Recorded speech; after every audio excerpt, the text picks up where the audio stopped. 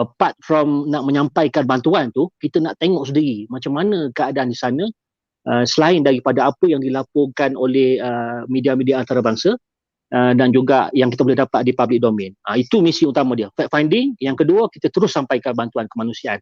Saya tak boleh sebut jumlah bantuan yang kita bawa sebab dia sensitif. Sebab kat sana kita tak boleh cakap kita bawa berapa banyak duit ke apa, macam mana kita tally duit ke apa semua sekali.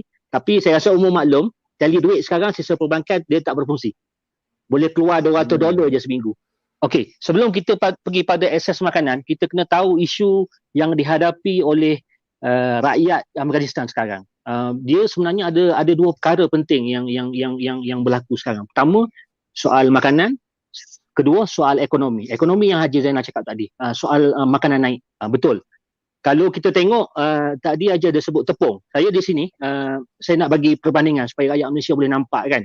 $1 bersamaan dengan 4.3 ringgit kita. Tetapi $1 semenjak berlaku peralihan kerajaan ni, dia dulu, kalau dulu 60-70 Afghani, sekarang dia naik sehingga $1 bersamaan dengan 90 Afghani. So duit dia teramat rendah. Kesian betul kat sini. Saya bagi contoh, minyak.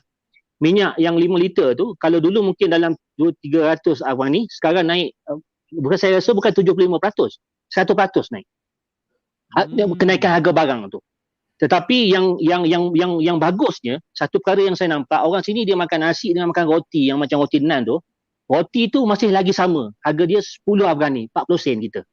Roti tu masih belum naik. Saya rasa oleh kerana roti tu belum naik lah, belum berlaku revolusi ataupun penentangan kepada kerajaan seperti mana di kebangkitan Arab Spring dulu. Sebab harga roti naik kan. Kat sini harga roti masih ni lagi, orang masih boleh makan.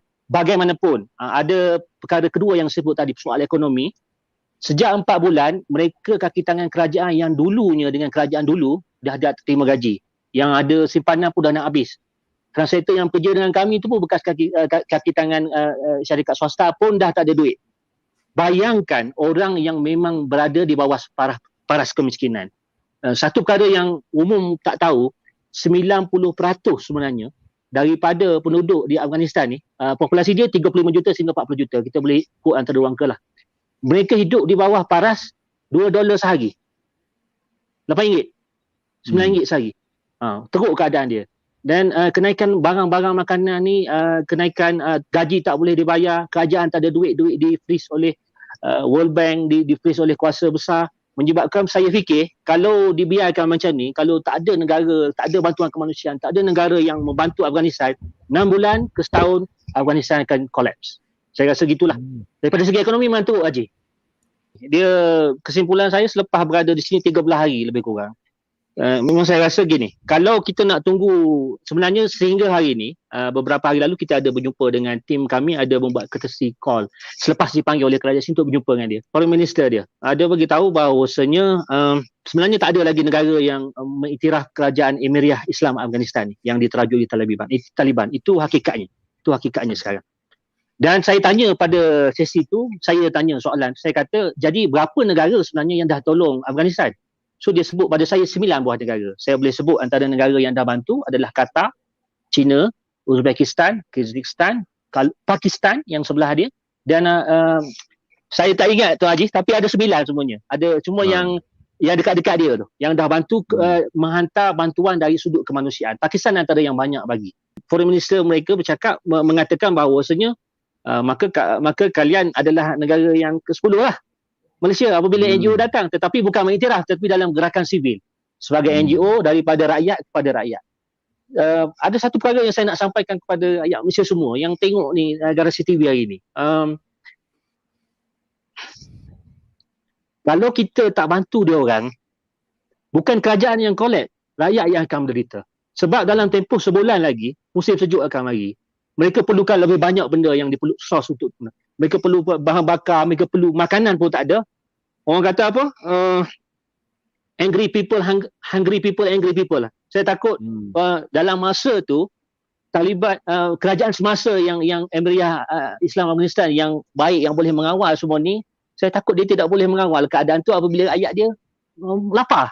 Tapi apa yang kami nak cuba sedarkan kat sini adalah, pertama, saya berada di jalanan Kabul, saya pernah pergi juga di jalanan di Yaman. di Mesir, di Palestin, di Syria, di Somalia, saya pernah pergi. Tetapi apabila saya sampai ke sini, saya tengok jalanan di Kabul lebih banyak orang yang minta sedekah. Orang yang minta duit ke jalan, walaupun dalam keadaan begitu. Banyak. Dia minta sedekah ni benda biasa dekat negara macam tu. Tapi banyak. Daripada sekecil-kecil budak sampailah orang tua, daripada tepi jalan sampai tengah-tengah jalan dengan anak dukung. Itu realiti di Kabul.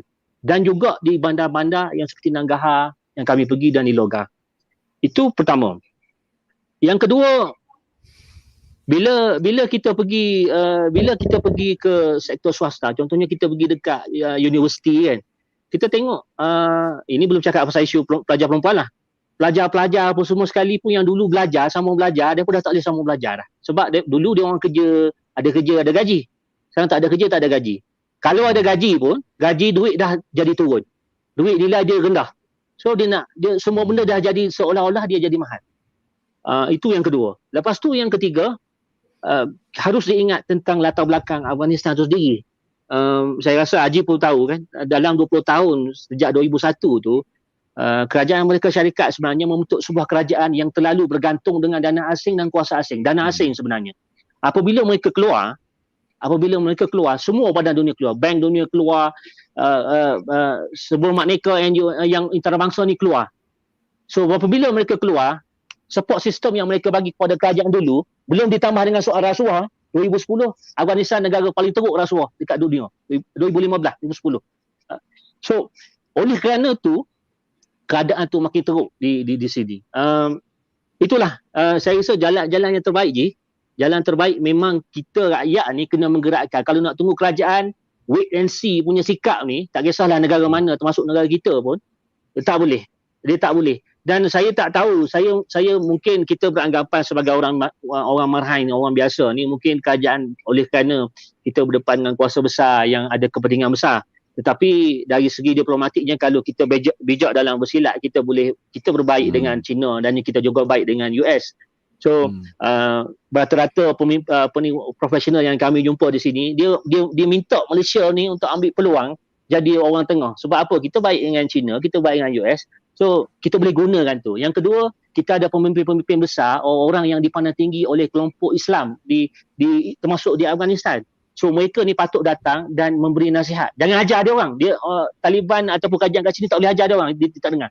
So kita kena mari slow-slow, gunakan secara hikmah, gunakan kebijaksanaan, bercakap soal yang kita, soal agama, soal ekonomi, soal tu kita kena ni. Tapi dia orang memang akui yang dia orang kena dibantu. Kalau dia orang tidak dibantu, kalau beginilah masihannya, seperti yang cakap tadi lah, 6 bulan lagi kita tak tahulah. Maknanya mungkin balik pada asal lah. Yang pentingnya rakyat memang sekarang boleh tengok kesan dia. Kat mana-mana kita pergi ke, semua dia orang akan cakap dua benda je. Dia nak keamanan, dia nak kerja. Kerja ekonomi lah. Dia nak duit lah. Keamanan, kerja. Itu report yang saya buat untuk B. Dua benda tu. Keamanan dan kerja. Apa sebenarnya yang akan berlaku dalam bulan-bulan ketika cuaca sejuk dijangka akan ekstrim? Okey, rasanya seperti kebiasaan di tempat lain lah. Dijangka dalam sebulan lagi. 9-2 bulan lagi akan berlaku musim sejuk. Saya sebenarnya nak tunjuk satu benda. Ini baju sejuk untuk orang sana pakai. Untuk budak-budak. Ini baju sejuk. Baju sejuk ni banyak dijual di jalan sekarang. Kalau di Kabul, on the street tu, tepi jalan tu banyak dijual. Harga dia adalah 200-300 apa ni. Duit kita lebih kurang RM15, RM20. Tapi dia orang tak boleh beli. Bila gaji RM8. Nak ceritanya bahawasanya bila musim sejuk dia kena pakai baju yang lebih tebal lah. Bila musim sejuk dia kena ada bahan bakar untuk dia punya bahan pemanas lah. Bila musim sejuk dia memerlukan selimut yang lebih tebal. Bukan bila musim sejuk tak boleh banyak keluar, duduk dalam rumah, maka kerja tidak ada. Itu situasi musim sejuk kat mana-mana pun. So bila musim sejuk berlaku, mereka yang ada rumah tempat berlindung tu tak ada masalah. Tapi saya nak tarik perhatian penonton Karasi TV. Di tengah-tengah di sini pun ada camp IDP, camp pelarian dalaman di Sharana Park antaranya. Saya ingat setelah itu kita bagi dia ada dalam 1,500 family, 1,500 orang kat situ. Lepas tu ada beberapa tempat lagi yang tidak rasmi. Di 2-3 hari lepas kerajaan Taliban dia katakan dia nak halau dah. Tapi saya tengok ada lagi. Macam mana dia nak halau kalau orang lapar semua sekali? Dan dikatakan orang yang pelarian dalaman tu ada yang betul-betul pelarian dalaman yang teruk daripada Kunduz, daripada wilayah lain-lain yang perang yang mari ke sini. Dan ada juga yang dikatakan orang tempatan yang susah, dia dah ambil sana, dia duduk kat situ. Dia duduk dalam kemah je. Kemah borok. Dinding dia adalah dinding dia antara satu blok ke blok tu adalah canvas. Dan setiap family 5, 6, 7, 8 orang duduk dalam kemah yang berukuran saya ingat lebih kurang dalam 2-4 meter. Bayangkan. Ada gambar sebenarnya saya ada bagi. So satu family duduk. Dia orang duduk gitu. So bila musim sejuk, cuba bayang, tuan-tuan bayangkan semua sekali. Penonton Garasi TV bayangkan. Sebab tu kalau ada saluran untuk membantu mana saja ruangan yang ada, NGO yang ada, termasuklah Global Peace Mission Malaysia, Muslim Volunteer Malaysia, Islamic Relief Malaysia yang mana Haji Zainal dan tim Garasi bekerjasama, mesti semua sekali yang ada tu bantulah yang ni. Sebab sebab kita dah tahu pasal perkara ni, dan musim sejuk tu akan menambah lagi ujian yang ada pada dia. Ujian yang ada pada orang sini. Itu keadaan dia. Kalau tengok gambar ni, ini di Parkman, kita bagi bantuan. Dia orang punya sistem bantuan memang dia akan beratur. Ini di pasar dia, kalau tengok banyak jual pisang. Pisang ni kebanyakan ni banyak daripada Pakistan. Ini masa proses pengiriman bantuan MBM GPM. Ini di South Boston. Kita bagi kotak dalam makanan tu. Ini di jalanan. Itu saya ambil secara ni lah. Panggil sembunyi-sembunyi. Boleh? Okey, boleh ni sedap. Ini proses pengagihan bantuan di Parkman. Lebih kurang dalam 30 minit daripada kota Kabul. Kita bagi bantuan makanan. Yang GPM dengan MVM bagi bantuan makanan ni untuk sebulan lebih. Antaranya saya sebut 50 kg tepung. Tepung ni benda utama bagi dia. 25 kilo beras. 1 kilo teh. Teh ni Tuan Haji mesti tahu. Teh orang sini dia suka minum teh. Lepas tu ada kacang 3 kilo. Minyak 5 liter. Ni satu-satu bantuan. Boleh slide next. Kat sana bantuan, perasan tak tempat bantuan ni dia tidak buat secara terbuka. Dia buat di dalam compound. Benda ni sama dekat Somalia. Dekat Somalia, dekat Yaman. Dia buat compound ni sebab kat luar sana ada ramai lagi mulut-mulut yang tak makan. Orang-orang yang tak cukup makan. Maka dia buat dalam compound, make sure orang yang ada kupon je. 80 family masuk dalam, beratur, ambil makanan masing-masing. Crowd control dan juga security. Tetapi Haji tahu tak, masa kita tengah hantar bantuan, saya tengok ada budak, ada tangan orang nak naik panjat pagar nak masuk. Punyalah begitu dia punya ni. Itulah keadaan. Ini di Parkman. Ini kita bagi makanan. MVM, GPM. Dia orang akan beratur. Tapi perasan tak? Dia orang pakai mask atau tak? Pelitup muka tak? Mask. COVID ada tak kat sana? Okey. Kalau kita mari dekat Afghanistan ni, dia kata no corona in Afghanistan. Saya cek sebelum saya mari, orang yang dah disaring kat sana 500,000 daripada 35 juta ke 40 juta populasi dia. Kadar positivity dia adalah 48%. Maksud dia 10 orang dia test, 5 orang positif. Tapi bila kita sampai sana, boleh kira dengan jari yang pakai ni. So tim Malaysia je kebanyakan kita pakailah, kita jaga SOP. Tak ada 6 orang, kita semua pakailah. Dia orang tak pakai. Lepas tu bila kita cakap kat dia, okey, kami pergi ke hospital. So diberitahukan bahawa kes dia dah makin turun. Seolah-olah corona lari daripada Afghanistan sebab orang lapar ataupun dia takut dengan Taliban ke apa benda ke, dia lari. Tak ada. Kita tak tahu macam mana. Tapi nak ceritanya, kes dia makin turun. Dia punya peak kes corona sana pun 2,000 lebih je sehari. Kita 21,000. Dia 2,000 lebih je paling tinggi. Itu pun gelombang kedua yang bulan 3 kata saya. Itu doktor dia beritahu lah di Al-Hayat Hospital beritahu kat saya daripada IMA. So itulah keadaan coronanya. So bila cakap asal corona ni, tapi kena ingatlah kalau kita nak datang bantuan sini, janganlah kita tak jaga tu, kita kena jagalah. Takut kita bawa corona kat dia orang pula. Dia orang tak ada corona. Tapi kalau kita tengok macam tu lah, itu dia beratur je. Ni compound sekolah Herat ni di Parkman tadi, yang tadi kita tunjuk gambar dalam dia. Ni depan tu, orang tunggu nak masuk, nak sampai bantuan. Ada gambar lain lagi tak? Kalau kita tengok semua ada kan, perempuan ada, lelaki ada bercampur tu. Ini masa sesi bantuan. Itu saya dan sebelah tu adalah. Okey, ini di Sharinau Park.